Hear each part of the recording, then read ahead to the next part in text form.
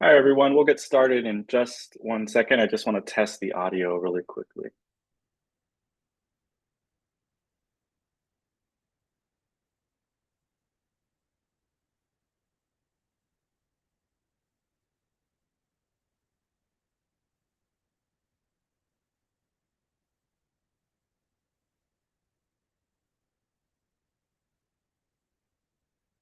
All right, let's go ahead and get started. Good evening, everyone. Thanks for joining tonight. This presentation was a bit last minute, but for those who don't know me, my name is Ruben Martinez. I'm an immigration attorney. My office helps individuals and family navigate the world of immigration law. So if you're a current client that's here, or you're just not a client, but you're here for the information, I'm glad you could make it. This session is being recorded.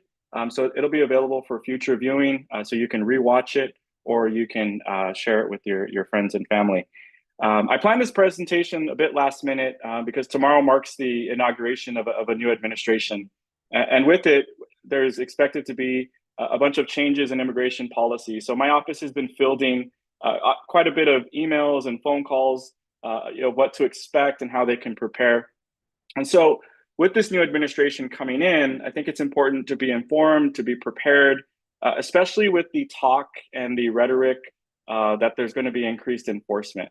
So my main goal tonight is to really empower you, to empower my clients, to empower undocumented immigrants and their families with the knowledge and the tools that they need to protect their rights in case there is an encounter with ICE. I understand that these are uncertain and frightening times, but I want everyone to remember that this information is power, knowledge is power. So tonight's presentation is really designed to help you understand your legal rights, know what to do if ICE comes to your home or to your workplace, and to learn how to prepare in advance to protect your family and your future. So this is an open and safe space for everyone. So I encourage you to ask questions or share any concerns you have in the live chat. You can use the chat function and I'll address as many questions as possible. I'll stay on as long as possible. Keep in mind, there is a 20-second delay. So if I don't get your question right away, it just means that there's a delay there. So try to get your questions in early. And before we get started, this presentation isn't very long, but before we begin, the main message today is I just want to remind all of our clients, especially that you're not alone. For my current clients, you already know that you have an attorney, right? I'm an email, I'm a phone call away. And then beyond that, there's a network of advocates, a network of attorneys and organizations that are standing with you. Together, we're going to ensure that your loved ones and that you are prepared to face any challenges ahead. So let's go ahead and get started. So some of the topics that we're going to cover today, the first topic, some of the terms that we're going to define are pretty obvious, but we're going to go over them quickly. So we'll talk about different types of immigration status. We'll talk about Trump's enforcement priorities or policies that have been on the news and what we can expect there or what we know so far. And most importantly, we're going to talk about immigrant rights, the rights of undocumented immigrants in the United States. Everyone in this country has certain rights, and so we're going to go over what those rights are. We're also going to talk about something called removal proceedings and what that looks like. And then we'll go over humanitarian relief and certain steps that you can take to help protect your family. So first, let's talk about immigration status. So the most important thing to know is that everyone in this country has an immigration status. So obviously we have US citizens. So US citizens are either people that are born here or that are naturalized. They cannot be deported. US citizens actually have been deported by mistake before, but yeah, obviously they're allowed to re-immigrate. And US citizens can also help immigrate family members, which a lot of our clients do. Then we have a category of permanent residents. So permanent residents are those that have their permanent resident card or their green card, and they can live permanently in the United States. And after 3 to 5 years, permanent residents are eligible to become US citizens. Then we have another group of non-immigrants, and those would be people that are in the United States under a work visa, under a student visa, under some type of temporary legal status. A tourist status as another non-immigrant status. And then another group, and really the the group that this presentation is primarily targeted toward are undocumented immigrants. So those are anyone who is living in the country without permission of the government. And one thing to know about this group of individuals is that this also includes individuals who are in the process of applying for relief. So who have not yet acquired residency or who have not yet required a status. Even when there's a pending status, the legal status can still be an undocumented status. So this presentation is primarily targeted toward that group. So, one of the things that we've been hearing in the news from the Trump administration is this idea of mass deportations. And one of the things I want to talk about is to remember that, one, the resources of the government are limited, right? ICE resources are limited, right? There's not an unlimited amount of ICE officers in this country. And so every administration comes in with different enforcement priorities, right? Because they want to be able to utilize the ICE officers that they have to target specific priorities. So there are not necessarily enough ICE officers to affect a mass deportation of everyone that is here that is undocumented. And so what every administration does is they have a set of enforcement priorities.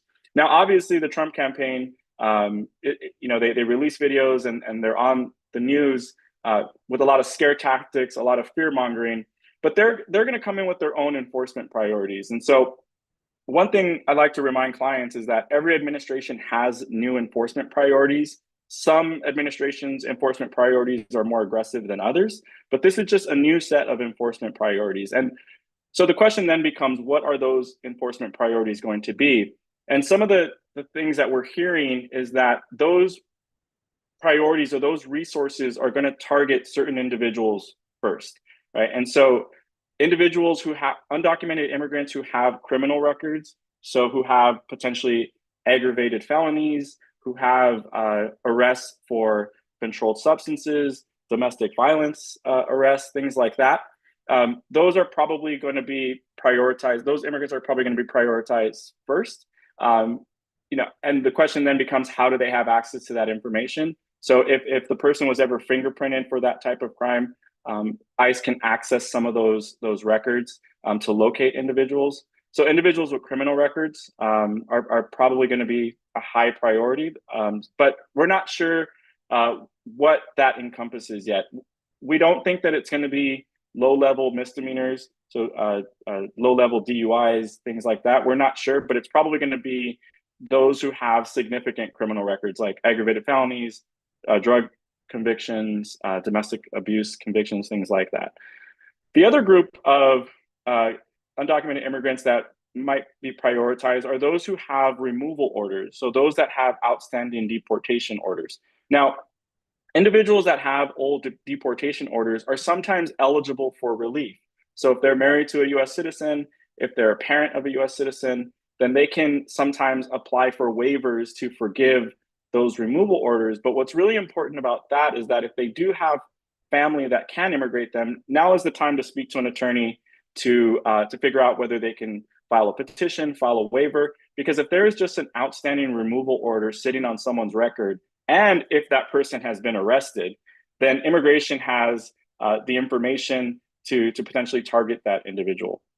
The other group of individuals that we're hearing may be a priority are those that are recent arrivals. Now, recent hasn't been defined yet, but some are saying that individuals that arrived during the last few years, during the most recent administration, those that applied for asylum or those who were caught at the border and re-entered or who were fingerprinted, they might also be enforcement priorities. So again, the point here is just to remind everybody that every administration has their enforcement priorities. This administration has their own set of enforcement priorities, and it's probably going to target these groups first.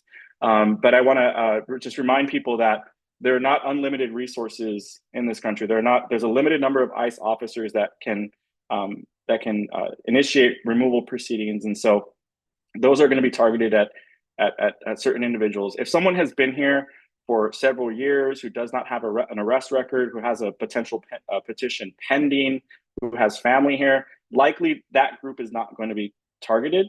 But we'll have to wait and see. But these are likely going to be the initial enforcement priorities that we're going to see from the administration. So let's go over immigrant rights. So one of the things that we have to remember is that immigrants have the right not to share your immigration status. So you don't have to share your immigration status with an ICE officer. You don't have to share your country of origin. You don't have to share any of that information or how you enter the US with ICE or with the police. So remember that you have the right to remain silent.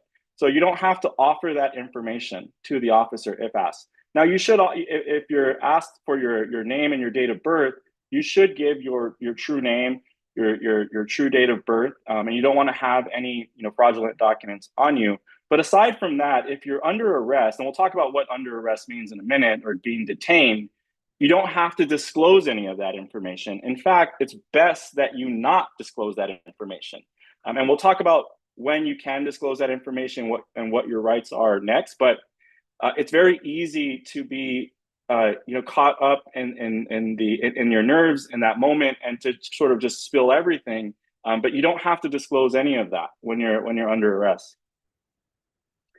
The other important thing is that you also have the right to privacy and safety in your home. So immigration and the police need a warrant to enter your home. Now, what's important to remember here is that there are different types of warrants that ICE can have. Most of the time, an ICE officer has an administrative warrant. So administrative warrants are warrants that allow an officer to arrest an individual based on the belief that they're in the country without legal status. Now, that administrative warrant has the name of the person that they're going to arrest, date of birth, and some other information. But that administrative warrant is not a judicial warrant. And so what's the key difference? Is that a judicial warrant is what allows ICE to enter your home, or enter a private space. So if an ICE officer arrives at a home and they do not have a judicial warrant, they cannot enter your home. And most of the time, they don't have a judicial warrant because a judicial warrant is much more difficult to obtain. A judicial warrant has to be signed by a judge. A judicial warrant has to have the address of where they believe the person to be, the name of the person. And so if ICE officers arrive to your home and they only present an administrative warrant to you, they cannot enter your home. So if an ICE officer arrives to the home, you want to ask for the warrant. They can either put it to the window, or they can slide it under the door. And if the warrant is an administrative warrant, they do not have the right to enter the home. So in order to enter your private residence, they have to have a judicial warrant. So you want to make sure that you're checking to see if they have a warrant at all, and if they have the correct warrant to enter your home. So don't just allow them in. So if an individual is detained or arrested by ICE, the most important thing is that you have the right to remain silent and you have the right to an attorney. So you have to actually say that. So you have to tell the officer that you want to remain silent and that you want to have an attorney, have your attorney. Now, the hard part about this is that the ICE officers will use coercive tactics to get you to speak, right? And one of the things that they will do is they will say, well, if you want to see an attorney, we're going to keep you in custody for 6 months. If you want to see an attorney, you're not going to be able to see your family. You're not going to be able to see your kids. And so they'll use some of these tactics to get the person to speak, or worse, to get the person to sign. So a lot of times we've had consultations with individuals who they were nervous, they were panicking, they were under arrest. They not only did they disclose a lot of information that they shouldn't have, but they also sign paperwork. And sometimes the ICE officer won't tell them what they're signing, right? They're in custody, they want to get out, and the ICE officer will say, if you sign here, we'll release you. The problem is what you're signing is a voluntary departure order. And once you sign a voluntary departure order, you have eliminated all of your options for relief.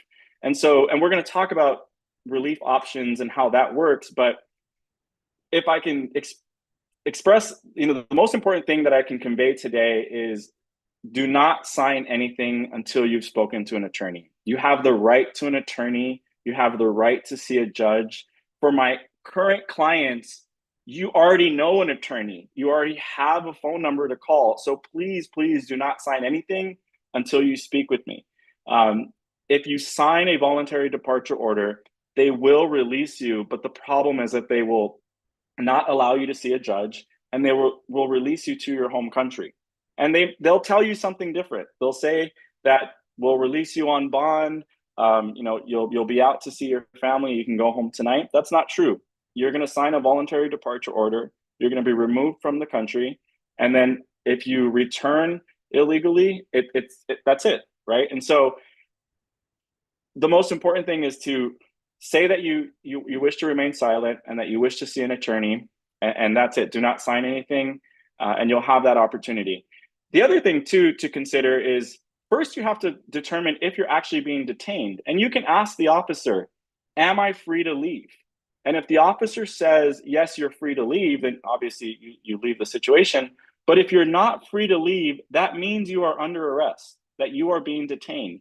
If you are not free to leave and you are detained, that means that you have these rights. So as soon as you've determined that you are being detained, whether the officer is physically keeping you from going anywhere, or there's an arrest warrant for you or a judicial warrant, then you need to express to that officer that you wish to remain silent and that you want an attorney. And so make sure that you express that right. The most important thing is just not to sign anything. So if you ask to see a judge and you ask to speak to your attorney and you do not sign any of the paperwork, you will be placed in something called removal proceedings. So removal proceedings, also called deportation proceedings, is a formal legal process for determining if a person can be deported. So the government has to prove that the person is deportable. And if a person is deportable, they can apply for relief from deportation. Now, this is really important because if you're allowed to see a judge and you're allowed to see an attorney, you're able to then present applications for relief, right? Now, if you signed a voluntary departure order, you don't get any of these options. And what's really critical to understand here when someone is in removal proceedings is that sometimes there are applications for relief that are available while you're in removal proceedings that are not available when you're not in removal proceedings. And one of the biggest ones is something called cancellation of removal. So cancellation of removal is a relief for people that are in deportation proceedings only, that have been here for a certain period of time, and that have a US citizen or green card holder relative that would suffer a hardship if they were deported. Now, it's a broad category that allows for different qualifying relatives than other types of applications when someone is not in removal proceedings. And there's also other applications, right? There are asylum applications, which we'll talk about in a minute, U visa applications, VAWA applications, which we'll also cover. But the point here is that none of those options become available to you if you sign a voluntary departure order, or if you have a pending case, right? So we have a lot of clients that are in the middle of a process now. They're in the middle of a petition by a spouse. They're in the middle of a waiver application. So when you go to immigration, when you are in deportation proceedings and you're with your attorney, the judge will ask, okay, what are we going to do for this individual? What options do they have? Now, if you're in the middle of a process, you can explain, your attorney will explain to the judge, Your Honor, they have a petition pending, the waiver is pending, the waiver is approved, and the judge, in most cases, will allow you the opportunity to see that relief through, right? And so if you're signing voluntary departure orders, or if you do not express that you want to see a judge, that you want to speak to your attorney, none of this is available to you, right? And so you have to ask for your attorney, ask to see a judge, and remain silent. The other thing to consider, and a lot of my clients know this, is that removal proceedings take a very, very long time. And things change over the course of that time. So we have some removal cases that takes several years, right? Right now, I think if someone is in removal proceedings, the average time that they're in proceedings before those proceedings are resolved are about 5 to 6 years. And so things change over that time, right? There are new policies, there are new administrations that come into office, right? And new laws that someone can take advantage of. And we've had clients in those situations where they were in removal proceedings and we didn't have a strong case and we were going one route. Things changed and they took advantage of a different route, right? And so sometimes having the benefit of time can work in the applicant's favor, but you have to be in removal proceedings first to avail yourself to these options. So different types of relief from deportation include cancellation of removal, which I just talked about. The cancellation of removal is one that's only available in deportation proceedings, and that is if you're here for a certain period of time and a family member will suffer a type of hardship. Sometimes the immigration judge will cancel the removal and in some cases grant a green card. Other applicants can qualify for asylum if there's a fear of returning to their home country because they're going to be persecuted on some protected ground. You can also ask for a stay of removal where there are certain equities in your favor where you're asking them to hold off on the removal based on some type of hardship or some type of special situation. So that's not a grant of a green card, but that would prevent the deportation. And there are certain cases where a respondent can ask for voluntary departure, where if you don't have a relief available to you, you can ask the judge to allow you to depart on your own accord. And sometimes there are benefits to that because if you depart voluntarily, you have the opportunity to get your affairs in order, and also you avoid triggering certain bars in that scenario.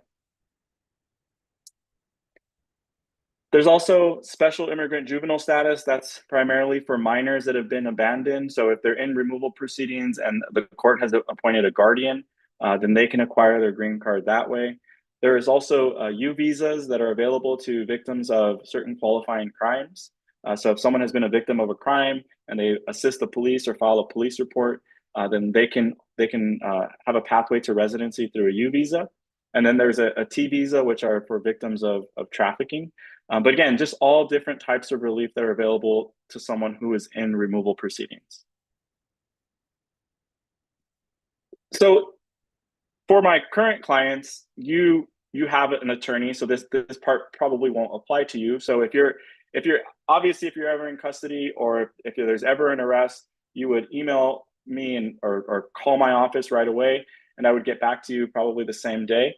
So just make sure that you have my phone number saved or you have my card on you. Make sure to exercise your right to remain silent and to ask to speak to an attorney, and then contact me. But for those that don't have an attorney, now is the time to find one or to start networking and meeting some attorneys and screening them. Remember that that the attorney, make sure that the attorney is not a notario, right? So notario in certain countries means attorney. It does not mean an attorney here. And also, right now, notarios are very active, right? There are a lot of notarios out there, a lot of consultants, people that are not attorneys that are predators, right? That they understand that people are feeling vulnerable right now, that people are worried, and a lot of individuals or certain notarios or consultants or bad attorneys will try to capitalize on that, right? Which is really sad. But you have to do your due diligence and ask questions, speak with different attorneys, ask about what their specialization is. If they are going to apply for relief for you, ask questions, find out exactly what that relief process looks like. If they're just making promises or if things just sound too good to be true, you can always ask me. Email me, say, hey, this is what this attorney told me. This is my situation, or set up a consultation, and I'll tell you the truth. I'll tell you whether it's a viable option. But the point here is that because of the situation, there are a lot of shady actors that are trying to take advantage of communities. And so you got to just, you or your family member just have to make sure that you're cautious, and that you don't, you don't take people at their word, right? And ask questions, compare opinions, and speak with different individuals. If you're not able to hire a private attorney, there are a bunch of nonprofit organizations that are available, also legal aid clinics, Chidla, Carecen, those are nonprofits that can assist, and I think Los Angeles Legal Aid. There's a few others, but if anyone ever needs a referral to a nonprofit, you can always email me and I can provide you with a referral. And obviously they're quite busy right now, but they are available to help. But now is the time to start making those connections. The other thing to think about is start taking steps to protect your family. So if one or more of the adults in the home are undocumented, you want to make a plan. You want to keep important documents in one place and make sure everyone knows where those documents are. So you can have a binder that has birth certificates, social security cards, marriage certificates, passport, taxes, attorney contact info. Because if someone is in custody, someone else needs to be able to access those documents to speak with an attorney. And most of the time, these documents are needed to file an application for relief. You also want to make sure that you have a plan for children, who is able to provide guardianship. So now would be if there are young children and there's no one to care for the child in the home in the event that someone's detained, then you want to make sure that you're potentially speaking to a family law attorney to have a power of attorney ready so that you can provide a trusted individual with those rights to handle child care, things like that.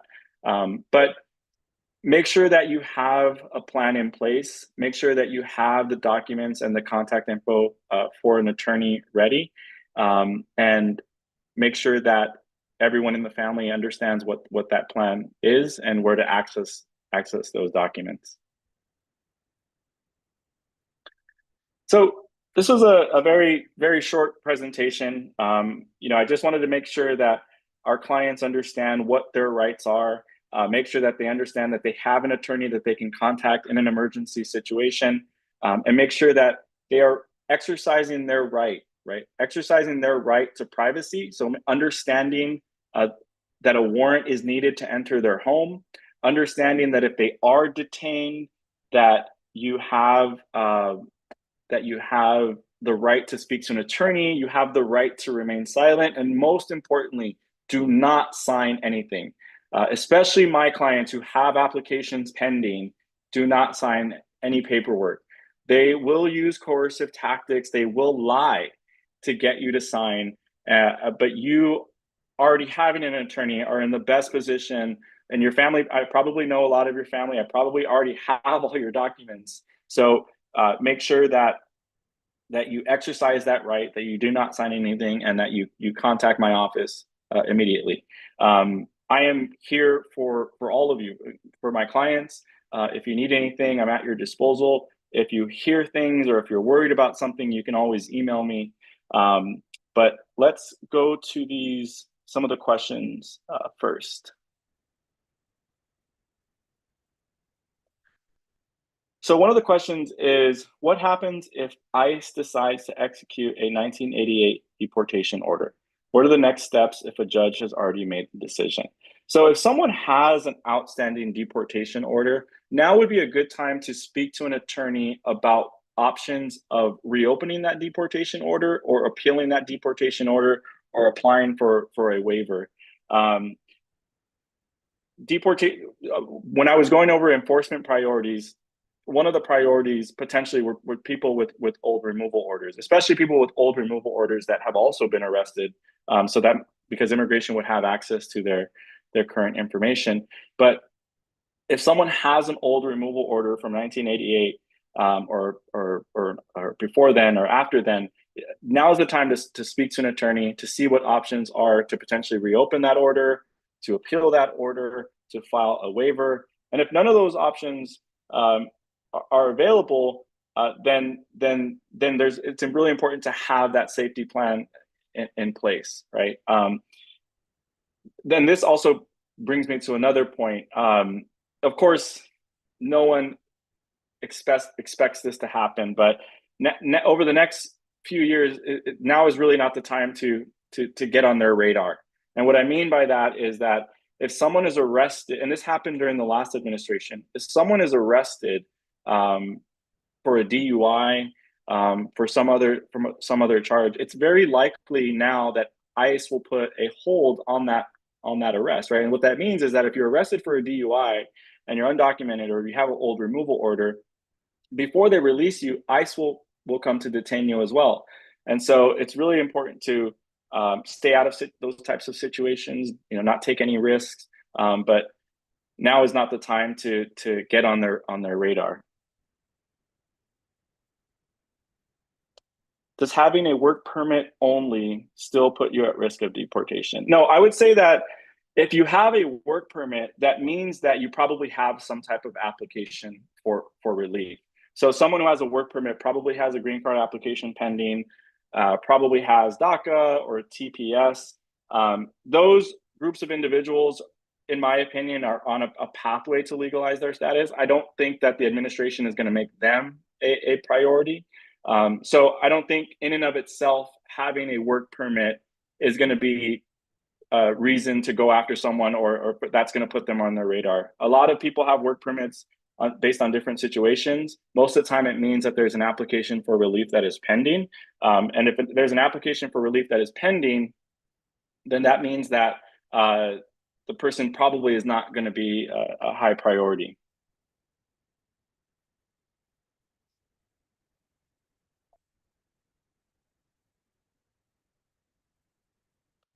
So one of the questions is, what happens if I get stopped by ICE and I have a current case with you? So that I mentioned this earlier. If you have a case with me and if you're my client, then you call me. You have my phone number saved in your cell phone, or you have my business card in your wallet or in your purse.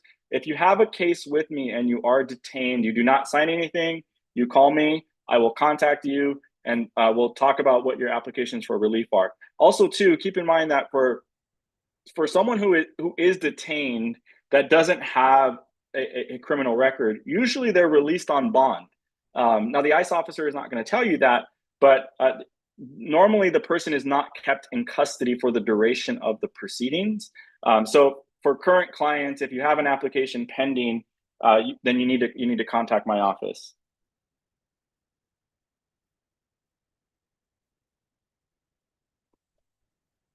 So one of the questions is what to do if you're stopped by ICE and you're traveling with people with disabilities, specifically individuals with autism.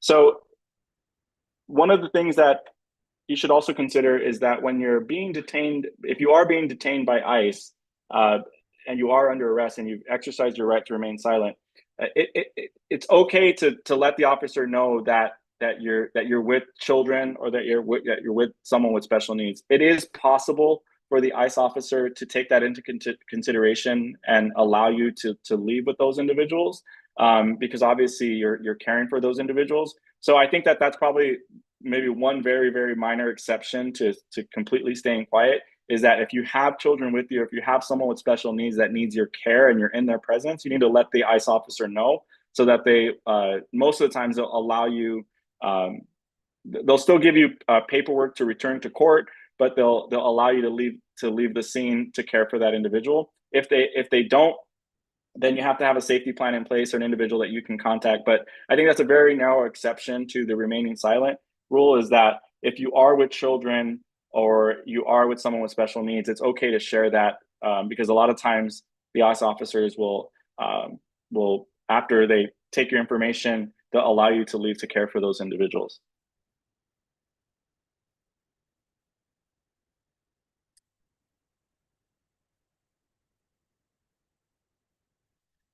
So one of the questions is, if I have someone who's eligible for an N600, they just needed a few papers, could they still deport him while we're waiting? So normally, if an application is pending, it's likely that ICE is not going to target that individual. If they have an N-600 pending, then they need to let the ICE officer know that they want to speak to their attorney, because the judge will allow someone to see the N-600 process through before they order deportation, especially for an N-600, because an N-600 is an application where someone believes they are already a US citizen. So the judge will allow that application to proceed before removing the individual. Now, the filing of that application is not going to trigger ICE to come look for the individual. But if the person is on ICE's radar for another reason or is a priority for arrest, that individual who has that pending application should ask to see a judge, because 100% the judge will allow them to see that application through. The last thing an immigration judge wants to do, this happened before, but the last thing that they want to do is deport a US citizen. So if an N-600 application is pending where someone believes they're a US citizen, then they need to let the judge know. But the filing of the application in and of itself, in my opinion, is not going to trigger an investigation.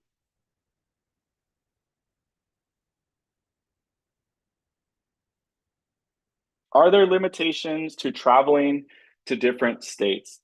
So this is a question that we get from clients quite a bit, about their ability to travel to different states, even if they have applications for relief pending. We have a lot of clients who have work permits, who are married to US citizens, that ask if they can travel out of state. And most of my clients know this, but normally I take a very conservative approach when it comes to travel. And the reason is because not every state is like California, right? Especially where a lot of my clients are Southern California, right? And what I mean by that is that there are states that do have immigration checkpoints. Now, normally, domestic travel, all you would need is a work permit, and you'll be able to navigate the airport and board your flight if it's domestic travel. But that's not really the issue that I worry about. What I worry about is someone traveling to a state that's not as immigrant friendly as California, and they encounter an immigration checkpoint, right? If someone's asking me if they can travel to Texas, to Arizona, they don't like this answer because they hear something different, but normally I'll advise them not to until their green card application is approved. And the reason is because a work permit usually means you have an application for relief that is pending. And so the judge will allow you to see that application through. But remember, having a work permit in and of itself is not a legal status, right? And so if it's not a legal status, technically, if you encounter an immigration point, you're still undocumented. And so if you're undocumented, they can still arrest you, right? And they can still place you in removal proceedings. So normally I tell clients that unless it's absolutely urgent, I don't like them traveling near borders. I don't like them traveling out of state. And that's because we take a very conservative approach. You'll see online different information about that. But if someone has a work permit, that means that they're on a pathway to residency. And normally I ask that they just wait for that process to complete, especially for the next administration. We might see an increase in immigration checkpoints. So I'm probably going to be even more adamant that clients don't travel out of state, even if they have a work permit. Will this affect O1 renewals? Not really. An O1 is a work visa. So what we're talking about today is not really targeted for individuals with O1s. Now, if someone has an O1 that has expired, or work visa that has expired, and they don't have a legal status, then of course this applies to them. There are other policies that could potentially affect O1 renewals that I'll probably save for a different presentation. The administration may make work visa renewals difficult, but for the purposes of this presentation, O1 renewals are not an enforcement priority. I mean, someone who has an O1 or a work visa is in legal status, and someone who has a O1 renewal pending is in legal status. So if you have a work visa application that has been timely filed, a renewal application that's pending, while that application is pending, you are authorized to stay, right? You're authorized to continue working. You're authorized to stay in the U.S. And so this wouldn't apply to people who are in valid status or have a work visa renewal pending.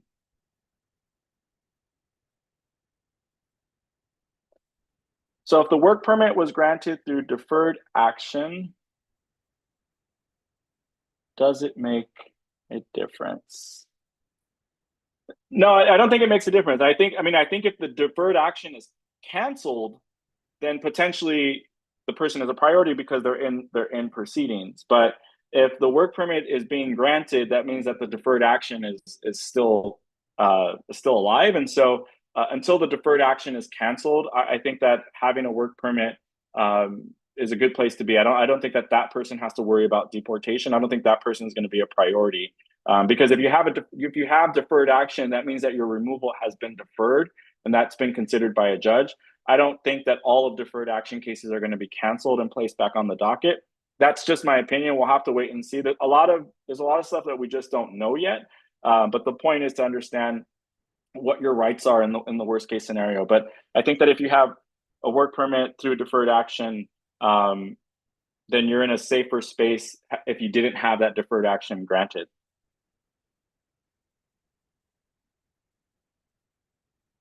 My husband works in construction. I want to confirm that in the event he gets detained, he should not sign anything. I request to speak with you. We have a waiver approved and we're waiting for an appointment. Yeah, absolutely.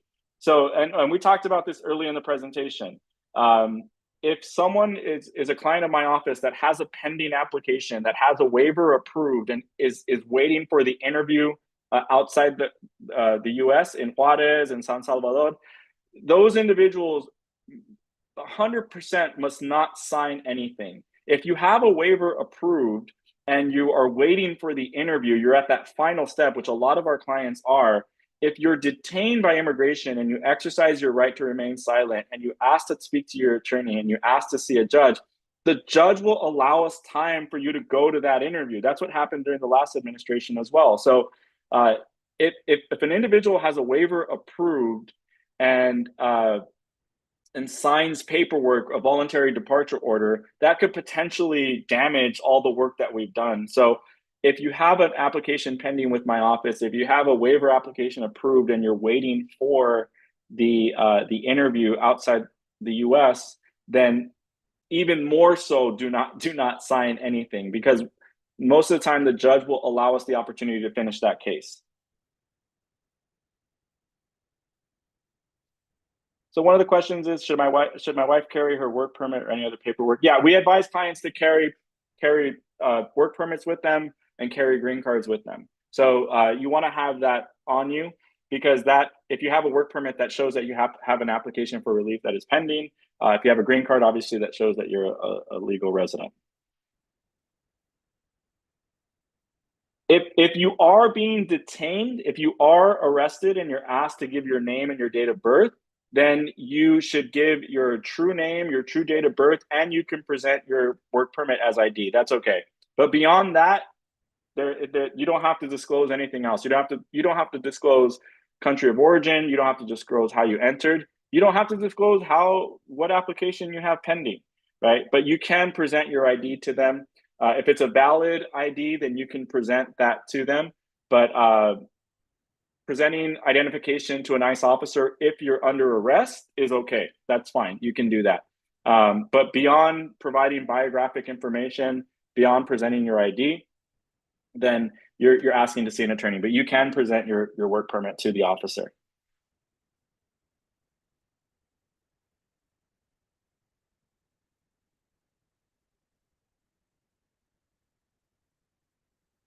All right, that seems to be one of the last questions. And so I'll end the presentation there. My email is available. You guys can email me anytime if you have questions.